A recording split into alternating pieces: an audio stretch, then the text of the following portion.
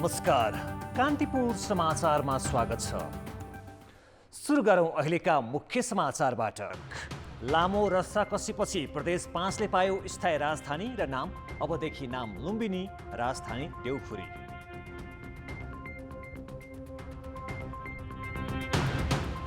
Corona संक्रमितको संख्या 90,000 नाघ्यो। आज मात्रै 1550 थपिए। पीसीआर परीक्षणलाई तीव्रता दिनुभन्दा सरकार आरडीटी जस्तै अर्को जाँचमा खर्च बढाउँदै। नेकपा सचिवालय बैठकमा मन्त्री हेरफेरबारे कुरै भएन, अर्को बैठक अनिश्चित।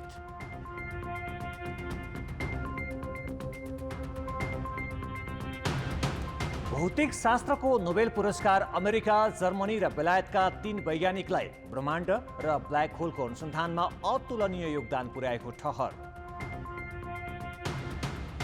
र विभिन्न स्रोतबाट प्राप्त हुने फुटबल क्लबहरूको आम्दानी सामाजिक काममै खर्च, पूर्वाधार र आर्थिक पक्ष कमजोर हुँदा व्यावसायिकतामा असर।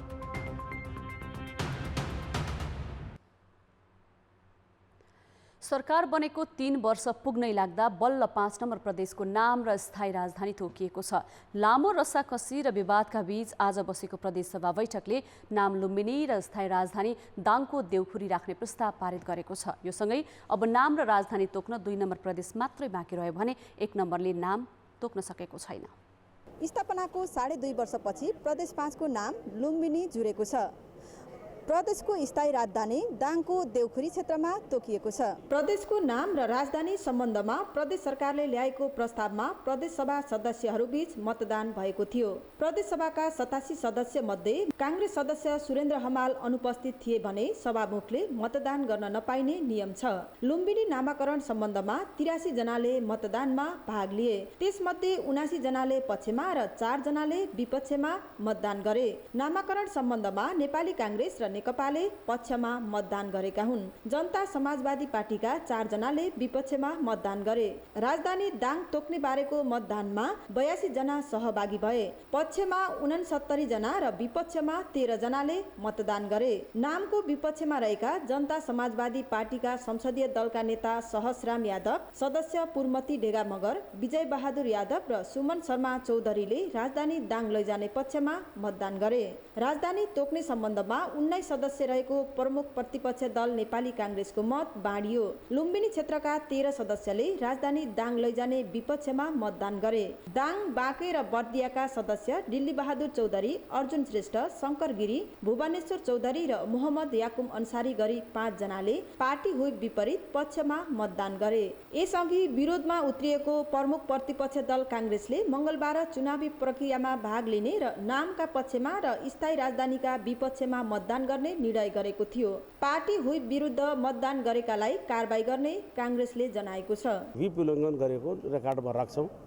पार्टीको तत्काल पद जो छ हामी पार्टीको पदबाट पनि हटाउँछौँ। दिल्ली चौधरीको जैसे सभापतिको पद छ, सभापतिको पदबाट हामी हटाउँछौँ। प्रदेशको नाम लुम्बिनीको पक्षमा मतदान गरेकी राष्ट्रिय जनमोर्चाकी सदस्य तारा जीसीले राजधानी दाङ लैजाने बारे मतदान बहिष्कार गरिन्। जनता समाजवादी पार्टीका सचेतक सन्तोष कुमार पाण्डे र सदस्य कल्पना पाण्डेले सरकारले विकल्प नदिएको भन्दै दुवै मतदान बहिष्कार गरे। सायद विकल्प भएको भए रूपन्देही म त्यहाँ मतदान गर्थेँ, तर विकल्प नभएको भएर 5 नम्बर प्रदेशको जनताको हामी विरोध गरे हैन, कुनै ठाउँको विरोध गरे हैन। हामीले समर्थन गरे हो रूपन्देहीको। त्यसले गर्दा कुनै दिन 2 तिहाई आउँला, हामी पनि नेतृत्व गरौँला। त्यो दिन यही रूपन्देही जनताले फेरि यो राजधानी पाउनेछ।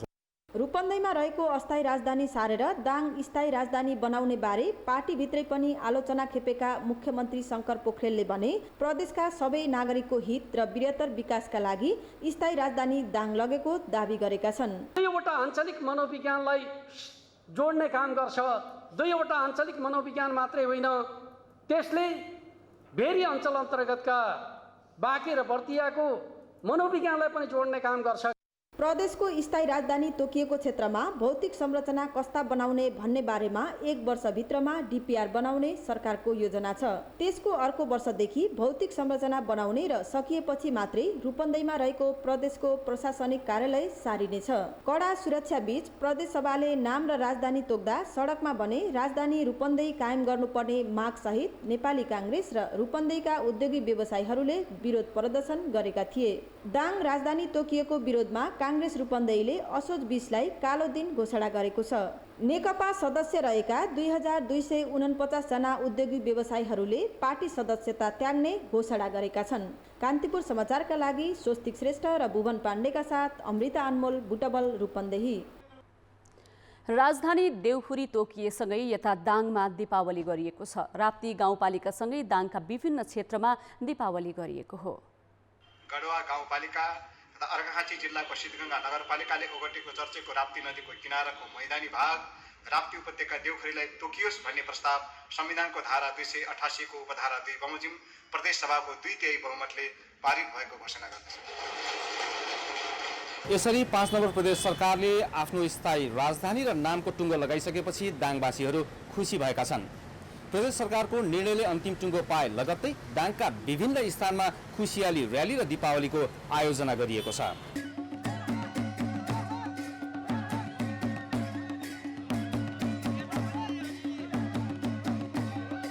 समग्र प्रदेशको समृद्धि विकासलाई नेतृत्व गर्दै दाङले यो प्रदेशलाई मुलुककै 7वटै प्रदेशभन्दा अब्बल प्रदेश बनाउनको लागि चाहिँ भूमिका खेल्नेछ। हामीले त्यो माहौल, त्यो वातावरण चाहिँ निर्माण गर्नेछौँ। घोषित राजधानीले सबैको भावनाको कदर गर्दै 12 जिल्लाको भूगोल र भावनाको प्रतिनिधित्व गरेको स्थानीयको बुझाइ छ। प्रदेशको भौगोलिक अवस्था, विकास र वातावरणीय दृष्टिले राजधानीका लागि प्रदेश सरकारले गरेको निर्णय उपयुक्त भएको यहाँका स्थानीय बताउँछन्। भालुवाङको क्षेत्र अहिले पनि हामीले त्यहाँ चाहिँ प्रदेशका केही कार्यक्रमहरू सञ्चालन गरौँ, मन्त्रालय स्थापित गरौँ अथवा चाहिँ सभा हल स्थापित गरौँ, मुख्यमन्त्रीको कार्यालय स्थापित गरौँ भने पनि हामीसँग अहिले तत्काललाई भौतिक पूर्वाधार छन्। र सँगसँगै आज सरकारको तर्फबाट मुख्यमन्त्रीज्यूले तत्काल नै त्यहाँ अब राजधानीको कार्यक्रम सुरु गरिहाल्ने भनेर जुन ढङ्गले भन्नुभएको छ, यसले धेरै लामो समयसम्म भालुवाङबाट राजधानीको काम सञ्चालन हुनलाई धेरै लामो समय कुर्नुपर्छ जस्तो मलाई लाग्दैन। दाङ देउखुरीको राप्ती र गढवा गाउँपालिका, अर्घाखाँचीको सिद्धगङ्गा नगरपालिकाका 2 वटा वडासँगै प्युठानको सरुमारानी गाउँपालिकाका 1 र 2 वडासँग जोडिएको क्षेत्र प्रदेश संसदले पारित गरेको प्रदेश राजधानीको स्थान हो। दाङवासीले उपलब्ध साधन र स्रोतको प्रयोग गर्दै तत्कालै प्रदेश सरकारको सम्पूर्ण कामकारलाई दाङबाटै सञ्चालन गर्न माग गरेका छन्। कान्तिपुर समाचारका लागि रोशनमान श्रेष्ठ, मोराही, दाङ। संसदीय लोकतन्त्रमा बहुमतको निर्णय र अल्पमतको कदर हुन्छ भन्ने मानिन्छ। तर 3 दशकदेखि संसदीय प्रणाली अंगीकार गरेको नेपाली राजनीतिमा संसदीय संस्कार भने स्थापित हुन सकेको देखिँदैन। त्यसको पछिल्लो उदाहरण हो प्रदेश 5 को राजधानीका विषयमा बहस भइरहँदा सांसदहरूबाट भएको संसद तोडफोडको घटना। प्रदेश 5 को राजधानी र नामाकरणका विषयमा विवाद चर्किँदै जाँदा सोमबार बुटोल स्थित प्रदेश सभा भवनमा विपक्षी कांग्रेस सांसदहरू तोडफोडमै उत्रिए।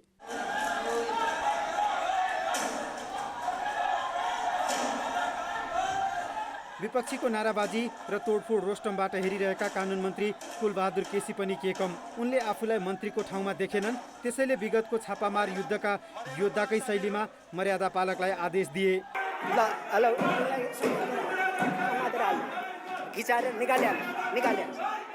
यी 2 घटना संसदीय गरिमा र मर्यादाका हिसाबले लज्जाजनक छन्। कानुन र विधि बनाउन संसद पसेका नेताहरूले कुर्सी, टेबल र माइक तोड्न होस् वा संसदभित्र सभामुखले मात्र आदेश गर्न सक्ने मर्यादा पालकलाई मन्त्रीले आदेश दिँदा संसदीय अभ्यास र व्यवहार नै भुलेको देखिन्छ। अझ संसदीय प्रणालीको हिमायती कांग्रेसले सोमबार प्रदेशको सदनमा जे गर्यो त्यो आफ्नै आदर्शमाथिको प्रहार थियो। 3 दशक भन्दा बढी हुन थालिसकेको संसदीय व्यवस्थाको अभ्यास गरेको, त्यसमा चाहिँ न कांग्रेसले चाहिँ संसदीय मर्यादाहरू चाहिँ राख्न सकेको छ न कम्युनिस्टहरूले। अब त्यसले गर्दा अब जुन राजनीतिक दल, जुन चाहिँ जनताका प्रतिनिधिहरूले नि चाहिँ संसदीय मर्यादा राख्दैनन् भने अब जनताले, संसारले हामीलाई के भन्ला, त्यो एउटा चाहिँ लज्जित सिन हो हैन। कांग्रेसले चाहिँ पनि नजोगाउने हो भने डेमोक्रेटिक भ्यालुजलाई, संसदीय व्यवस्थालाई हैन, अनि संसदीय मर्यादालाई अब कसले जोगाउला? कम्युनिस्टहरूको त यसै पनि यसमा चाहिँ खासै सहमति छैन, उनीहरूको हरेक कुरामा यसमा चाहिँ विमति नै थियो। अर्कोतिर प्रदेश सरकारको बागडोर सम्हालेको नेकपाका सांसद त्यसमाथि सरकारकै मन्त्रीले जे भाषा प्रयोग गरे त्यो पनि संसदीय मर्यादा अनुकूल देखिएन। 3 दशकदेखि संसदीय अभ्यास गरिरहेका दलहरू झन परिपक्व र विवेकशील बन्नुपर्नेमा सदनमा अराजक शैलीमा प्रस्तुत हुनुले सांसदहरू आफ्नै पदको गरिमाप्रति गम्भीर नभएको देखाउँछ। तर यति हुँदा पनि दलहरूले दोषीलाई कारबाही गर्नेतर्फ चासै देखाएका छैनन्। यस्तो प्रवृत्तिले संसदीय अभ्यासलाई झन विकृत बनाउने पक्का छ। मलाई अहिले यहाँ सोधिरहनुहुन्छ बुढापाका मान्छेहरू पनि र अलिकति सोबर नयाँ पुस्ताका साथीहरू पनि किन यो भयो, किन पार्टीले त्यो निर्देशन दियो, त्यो पार्टीको माथिल्लो नेतृत्वले जान्ने कुरा हो, पार्टी सभापतिले जान्ने कुरा हो, त्यो किन त्यहाँ भयो? मैले त जवाफ दिन सक्दिनँ हजुर भनेर जवाफ दिन्छु म। त्यसो त संसदमा असंसदीय व्यवहार 2048 सालबाटै सुरु भएको हो। तत्कालीन सभामुख रामचन्द्र पौडेललाई सांसद गोल्छे सार्कीले चड्कन दिएको घटना होस् वा संविधान सभामा आफूले भनेको नभएपछि तत्कालीन माओवादीले मच्चाएको विध्वंस, यी घटनाले संसद र सांसदको गरिमा नै घटाएका थिए। अहिले यो रोग प्रदेशमा सरेको छ। त्यसैले असंसदीय व्यवहारलाई दलहरूले बेलैमा नियन्त्रण नगर्ने हो भने विधि निर्माणको थलो मुठभेडको अखडा नबन्ला भन्न सकिन्न। कान्तिपुर समाचारका लागि पोखरा सहकर्मीका साथ डिपी उपाध्याय, काठमाडौँ। सत्तारूढ नेकपाको सचिवालय बैठक मन्त्री हेरफेरको विषयमा प्रवेश नै नगरी टुङ्गिएको छ। प्रधानमन्त्री निवास बालुवाटारमा आज बसेको 2 घण्टा लामो बैठक पार्टी समायोजनका बाँकी काम र राजदूत नियुक्ति विवादमा केन्द्रित भएको थियो। बैठकमा प्रधानमन्त्री केपी शर्मा ओलीले 3 जना राजदूत नियुक्तिको सिफारिस भइसकेको र थप सुझाव भए दिनुहोस् भन्दै अन्य सदस्यलाई आग्रह गरेका थिए। असन्तुष्ट खेमाले भने पार्टीभित्र सल्लाह नै नगरी निर्णय गरेको आरोप लगाएका थिए। मन्त्री हेरफेरको विषयमा भने छलफल नै नभएको प्रवक्ता नारायण काजी श्रेष्ठले बताए।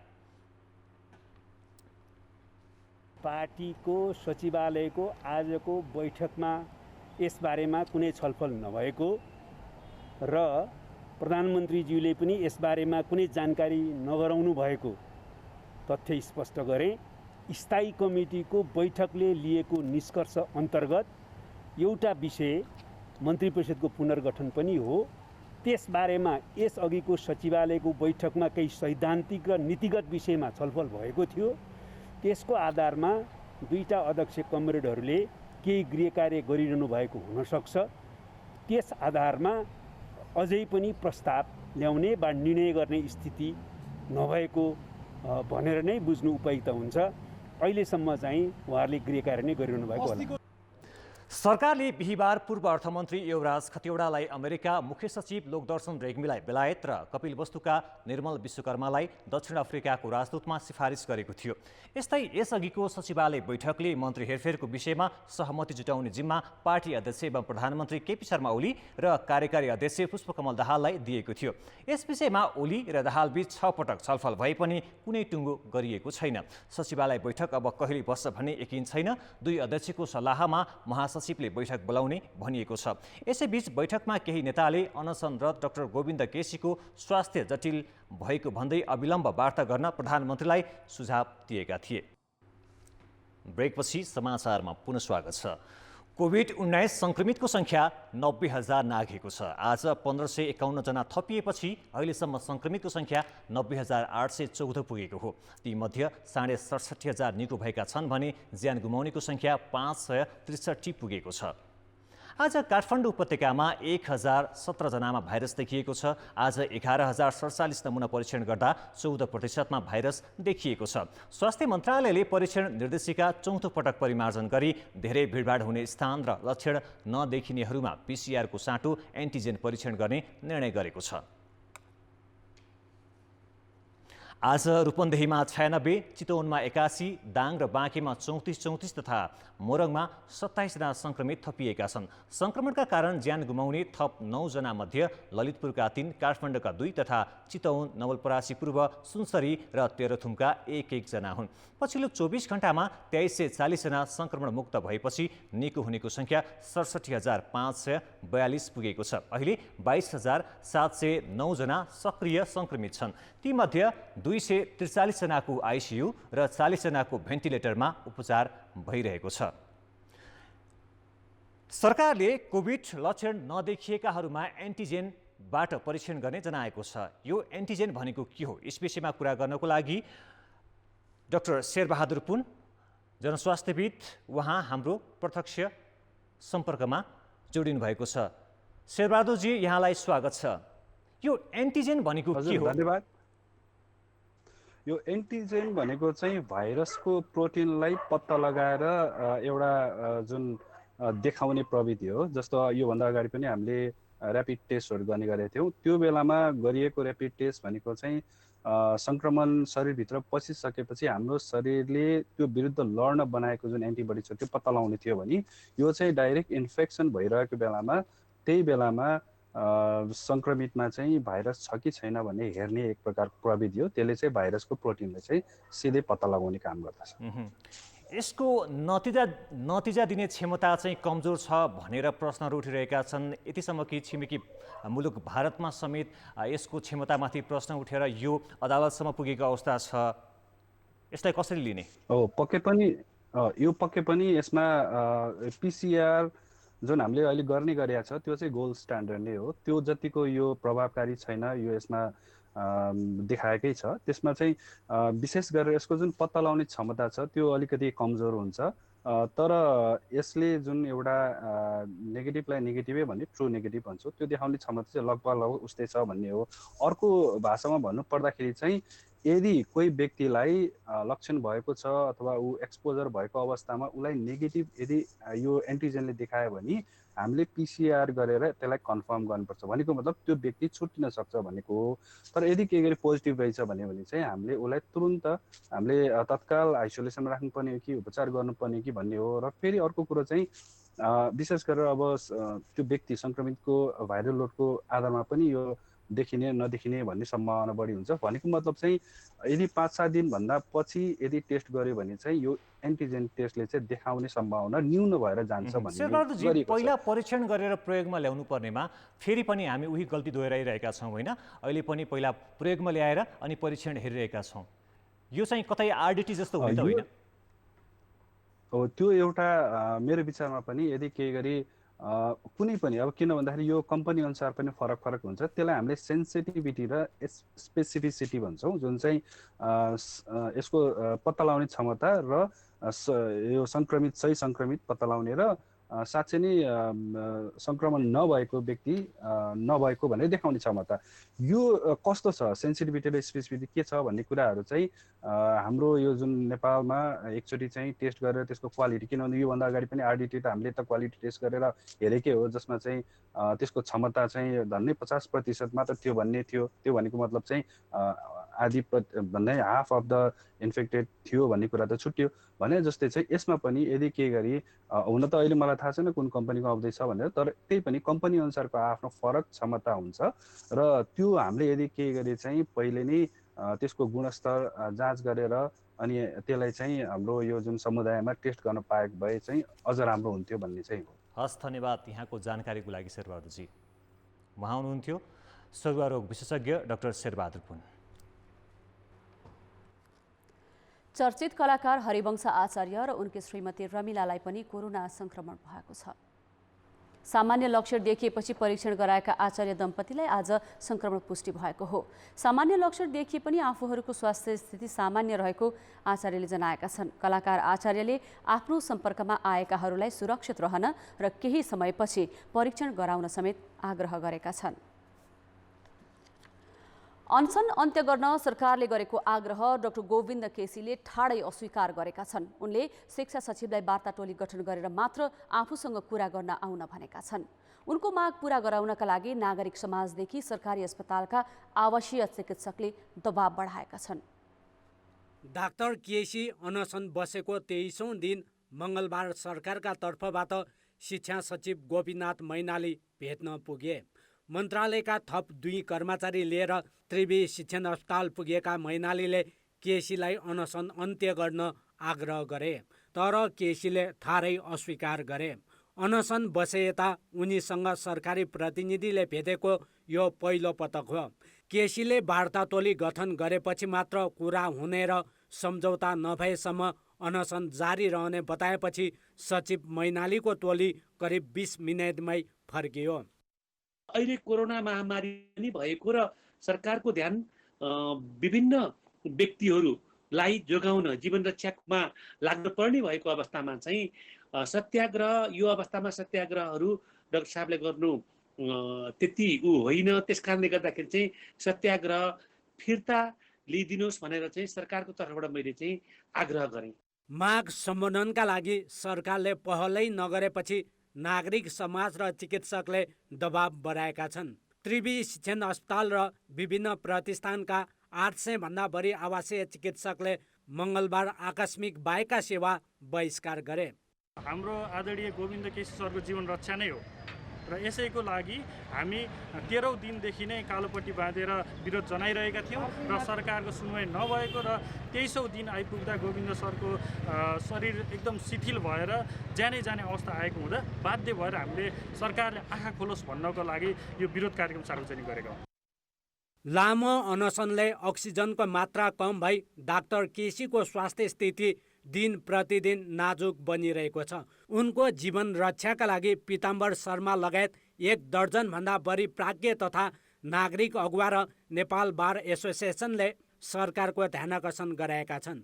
आम नागरिकको स्वास्थ्यसँग जोडिएको विषय उठाएका केसीको स्थिति निकै जटिल हुँदा पनि वार्ता समेत नगरेर सरकारले संवेदनहीन व्यवहार देखाएको बारको भनाइ छ।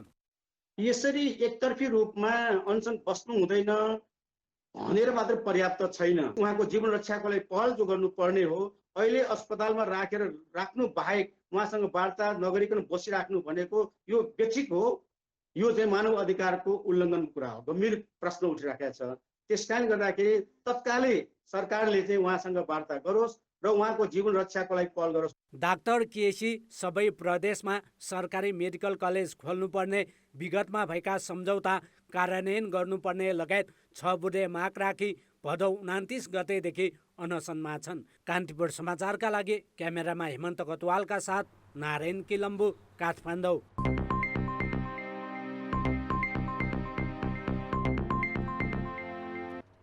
काठमाडौँ तराई द्रुतमार्ग आयोजना निर्माणको जिम्मा सरकारले नेपाली सेनालाई दिएको 3 वर्ष भयो।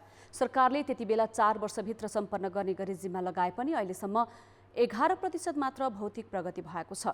लक्ष्य अनुसार काम नभएपछि सरकारले आयोजनाको म्याद 3 वर्ष थपेको छ। संसदीय समितिले म्याद थप्नुको कारण माग गरेको छ। 4 वर्षभित्र काम सम्पन्न गर्ने गरी सरकारले 2074 वैशाख 21मा द्रुतमार्ग आयोजना निर्माणको जिम्मा नेपाली सेनालाई दिने निर्णय गरी साउनमा हस्तान्तरण गरेको थियो। तर आयोजनाको काममा खासै प्रगति भएको छैन। उसले आयोजनाको विस्तृत प्रतिवेदन अर्थात् DPR बनाउन धेरै समय लगायो। यस्तै निर्माण क्षेत्रमा पर्ने ललितपुरको खोकनामा जग्गा विवाद छ।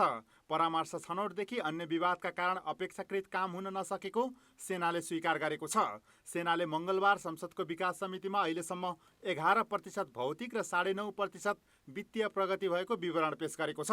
हाम्रो मुलुकको समग्र विकासका आयोजनाहरूलाई कार्यान्वयन गर्ने क्षमता जे छ, नेपाली सेना पनि मुलुक राज्य संयन्त्रभित्रको एउटा अङ्ग भएको हुनाले नेपाली सेनाको यस्ता ठुला विकास आयोजनाहरूको कार्यान्वयन गर्ने क्षमता समग्र मुलुकको राज्यको क्षमताभन्दा अधिक हुन सक्छ जस्तो मलाई लाग्दैन।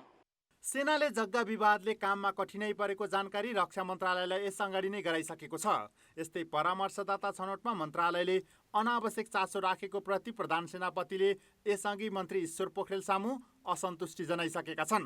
सरकारले काम अगाडि बढाउन सहजीकरण गर्ने भन्दा आयोजनाको म्याद 3 वर्ष थपिदिएको छ, जसका कारण समितिले मङ्गलबार रक्षा मन्त्रालय र सेनाका अधिकारीलाई बोलाएको हो।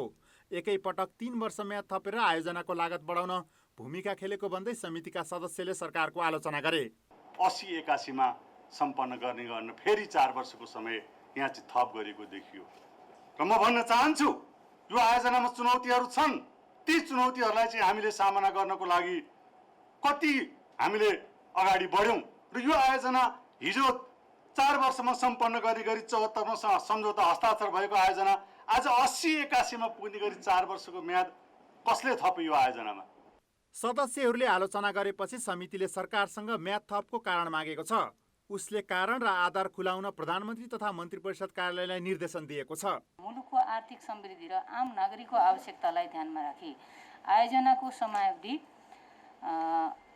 एकैपटक पुनः 3 वर्ष थपिनुको कारण एवं आधारहरू के हुन् स्पष्ट रूपमा समितिमा पेश गर्न समिति नेपाल सरकार प्रधानमन्त्री तथा मन्त्री परिषदको कार्यालयलाई निर्देश गर्दछ। 72.5 किलोमिटर द्रुतमार्ग बनाउन 3 वर्ष पहिले 92 अर्ब रुपियाँ लागत अनुमान गरिएकोमा लक्ष्य अनुसार काम नभएकाले लागत बढिरहेको छ। अहिलेको अनुमान अनुसार यो आयोजनामा 175 अर्ब रुपियाँ खर्च हुनेछ। द्रुतमार्ग अन्तर्गत सुरुङ मार्गदेखि 6 दर्जनभन्दा बढी पुल पनि बनाउनु पर्छ। तर ती काम अगाडि नबढेकाले थपिएको 3 वर्षभित्र पनि काम हुन्छ भनेर विश्वास गर्ने आधार छैन। कान्तिपुर समाचारका लागि सुमन पन्थ, काठमाडौँ। अब अन्तर्राष्ट्रिय समाचार।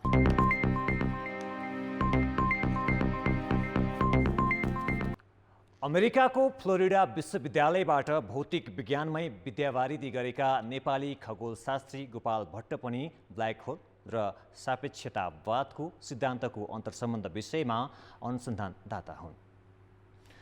पोल्यान्डको जागिलोनियन विश्वविद्यालयमा खगोलशास्त्रीका रूपमा अनुसन्धानरत भट्टले नोबेल पुरस्कार प्राप्त गरेका रोजर पेनरोजसँग अध्ययनमा संलग्न हुने मौका समेत पाएका थिए। यसै सन्दर्भमा भट्टसँग सहकर्मी गिरीश भट्टराईले कुराकानी गरेका छन्। आज नोबेल कमिटीले चाहिँ भौतिकशास्त्रतर्फको नोबेल पुरस्कार घोषणा गरेको छ। ब्ल्याक होल सम्बन्धी अनुसन्धान गरेका वैज्ञानिक बेलायती वैज्ञानिक रोजर पेनरोजलाई प्रदान गरेको छ। तपाईँ पनि यही विषयको ज्ञाता हुनुभयो, यसै विषयमा अध्ययन गर्नुहुन्छ। आजको भौतिक शास्त्रतर्फको यो पुरस्कारको बारेमा हामीलाई थप अलिकति प्रस्ताइदिनुहोस् न। यसमा चाहिँ मुख्यतः ब्ल्याक होल सम्बन्धी काम गर्ने 3 जना व्यक्तित्वहरूलाई, प्रसिद्ध व्यक्तित्वहरूलाई चाहिँ अब प्रदान गरिएको छ।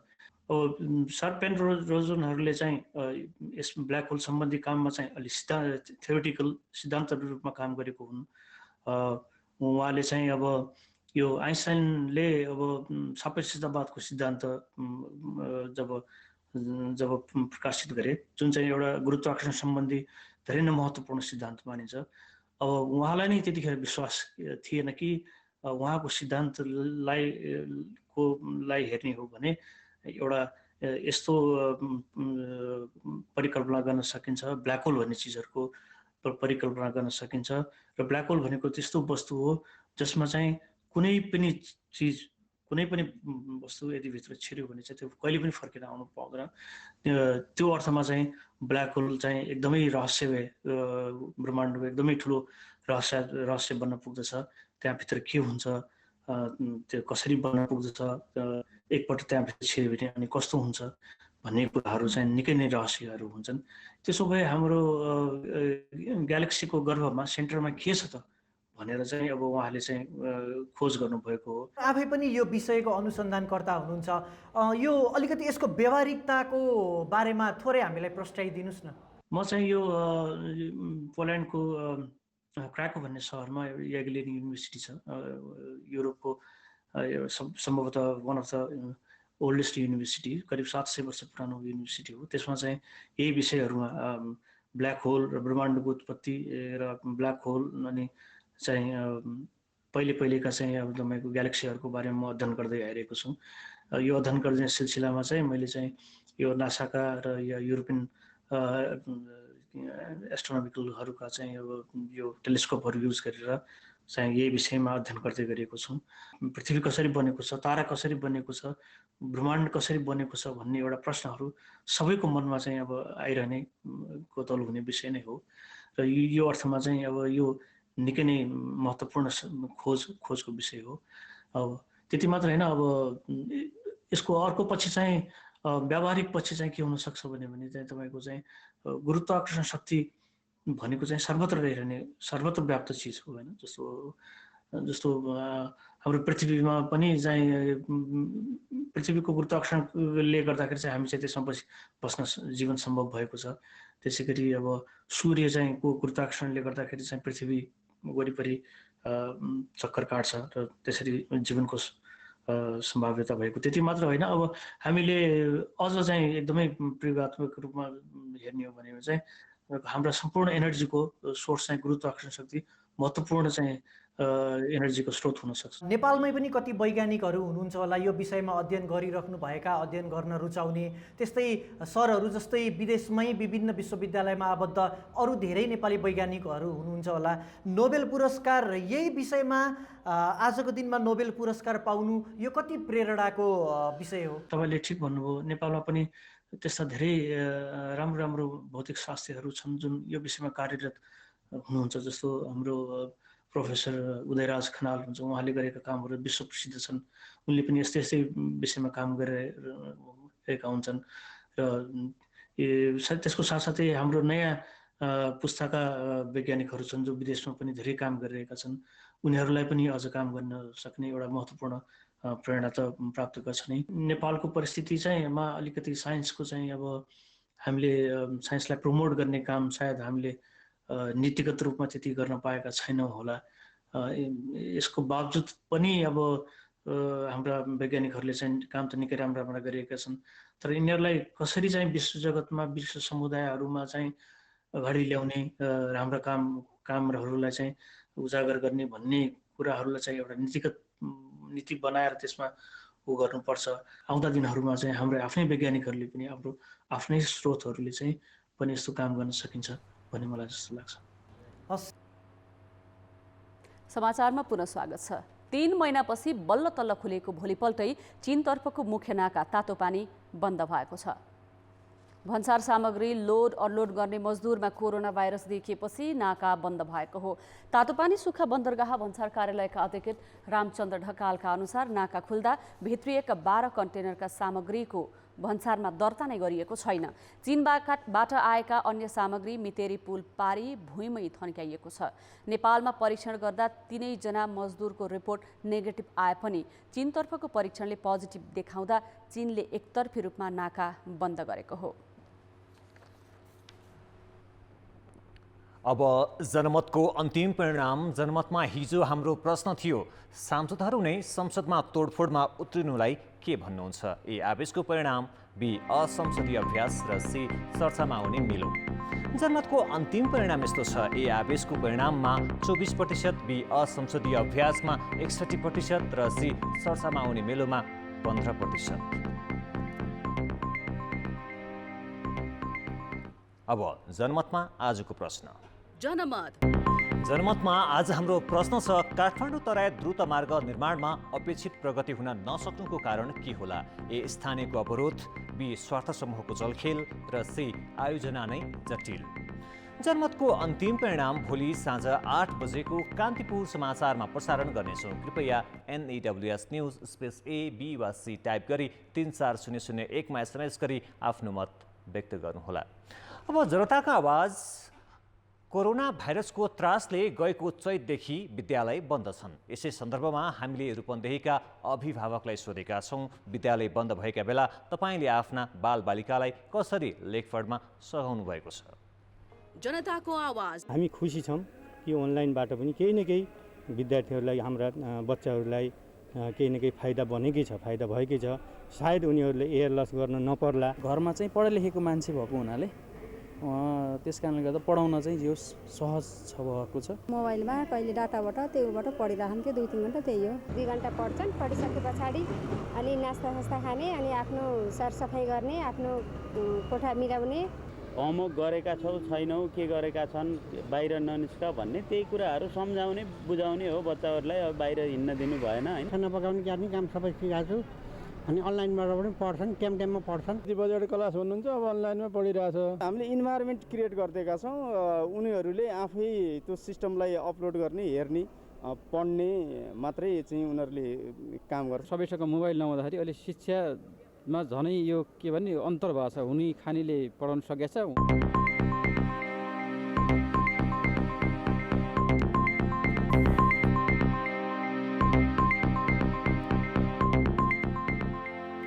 नमस्कार, कान्तिपुर खेलकुद समाचारमा स्वागत छ।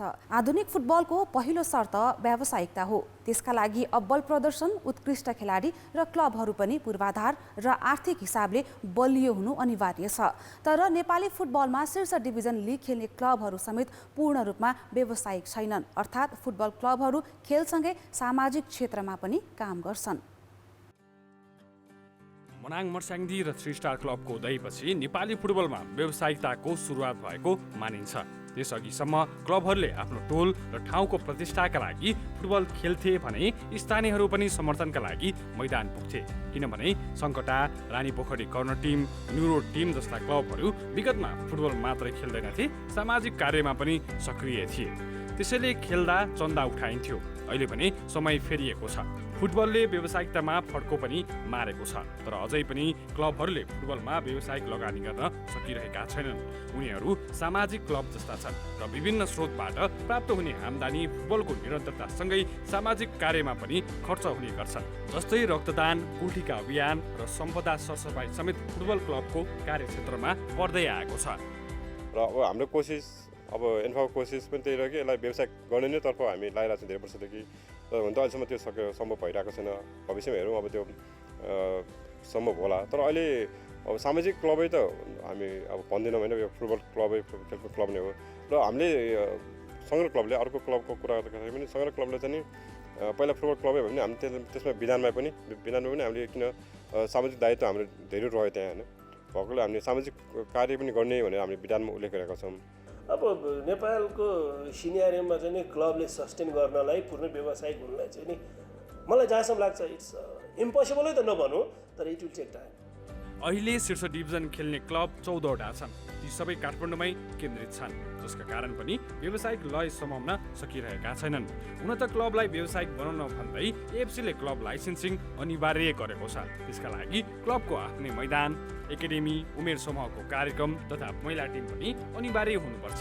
तर खेलमा मात्रै ध्यान दिन नसकेका कारण क्लबहरूका लागि फुटबल एउटा अंश जस्तै बनेको छ। यस्तो तरिकाहरू अपनाउन पर्यो कि हामीले नेपाली लिगलाई, नेपाली फुटबललाई चाहिँ देशभरिको प्रतिनिधित्व चाहिँ फुटबलमा हुनु पर्यो र त्यो चाहिँ गेम हो पनि एउटा होम एन्ड अवेको सिस्टममा आफ्नो सिटीको गेम आफ्नो सिटीमा र अपोनेन्टकोमा गएर खेल्ने ल्याउनु पर्यो, जसले धान्न सक्छ। जस्तो भनौँ न, ललितपुरको एउटा टिम मात्रै भयो भने त पक्कै धान्न सक्छ नि त। काठमाडौँको एउटा दुईवटा टिम मात्रै भने त पक्कै धान्न सक्छ नि। अरू क्षेत्रमा पनि आबद्ध हुँदा क्लबहरूले खेलाडीमाथि लगानी गर्न सकिरहेका छैनन्। पूर्वाधारमा पनि कमजोर छन् भने क्लबमा काम गर्नेहरूले समेत निशुल्क गरिरहेका छन्। तर अब यो अवस्था कति समय चल्ला? त्यसैले फुटबलको विकास र त्यसैमा आफ्नो भविष्य खोज्ने हो भने अब क्लबहरूले व्यावसायिकतामा फड्को मार्नै पर्छ। कान्तिपुर समाचारका लागि क्यामेरामा मुरारी घिमिरेका साथ किशन भण्डारी, काठमाडौँ। खेलकुद समाचार अहिलेलाई यति नै। धन्यवाद सबिना। अब मौसम सम्बन्धी जानकारी।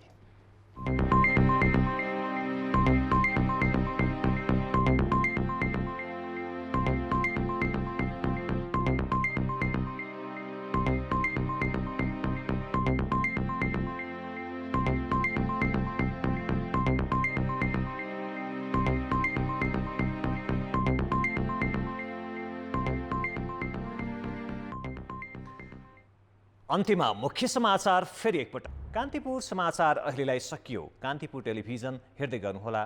नमस्ते।